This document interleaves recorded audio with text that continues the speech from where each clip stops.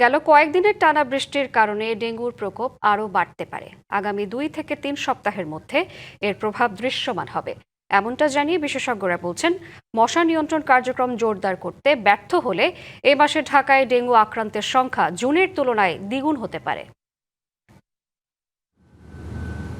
বর্ষাকাল শুরু হতেই নগর জীবনে অন্যতম আতঙ্কের নাম ডেঙ্গু। বছরের প্রথম দিকে কম থাকলেও ডেঙ্গু আক্রান্তের সংখ্যা বাড়তে থাকে জুন মাসে। জুলাইয়ে টানা বৃষ্টির কারণে বাড়তে শুরু করেছে এর প্রকোপ। ইতিমধ্যে চলতি মাসের 15 দিনে ডেঙ্গু আক্রান্ত ছাড়িয়েছে 3000। এ অবস্থায় সরকারের মশক নিধন কর্মসূচির সফলতা নিয়ে প্রশ্ন তুলেছেন অনেকে। কীটতত্ত্ববিদরা বলছেন এবছর আর্দ্রতা, তাপমাত্রা ও বৃষ্টি সবই বেশি, যা এডিসের বংশ বিস্তারের জন্য আদর্শ পরিবেশ।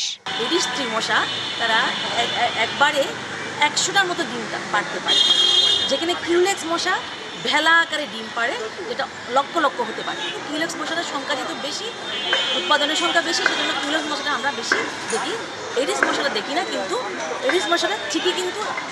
বাংলা কিউআর, যেখানে নগদ পেমেন্ট সেখানে। সারা দেশে 10 লাখেরও বেশি মার্চেন্টে নগদে পেমেন্ট করুন খুব সহজে। আমাদের রোগ ছড়াচ্ছে, বৃষ্টি হচ্ছে না, বা বৃষ্টি অনেকদিন ধরে বৃষ্টি হচ্ছে না, কিন্তু হঠাৎ করে বৃষ্টি হলে দেখেন যে মশার উপদ্রব বেড়ে গেল।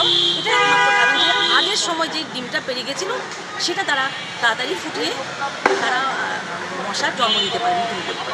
জনস্বাস্থ্যবিদরা বলছেন মশা নিয়ন্ত্রণে জরুরি ভিত্তিতে পদক্ষেপ নেবার পাশাপাশি ডেঙ্গু চিকিৎসায়ও মনোযোগ দিতে হবে। এবারে যে ব্যাপক বৃষ্টিপাত হলো এবং সারা দেশ জুড়ে এডিস মশা প্রজননের যে পানি জমে সেটা জমেছে, আগামী 2-3 সপ্তাহের মধ্যেই তার একটা লক্ষণ পাওয়া যাবে। আমাদের সরকারের দরকার যত কন্টেনার আছে যেখানে পানি জমে থাকে সেই কন্টেনারগুলো সংগ্রহ করে সেগুলোকে ফেলে দেয়া।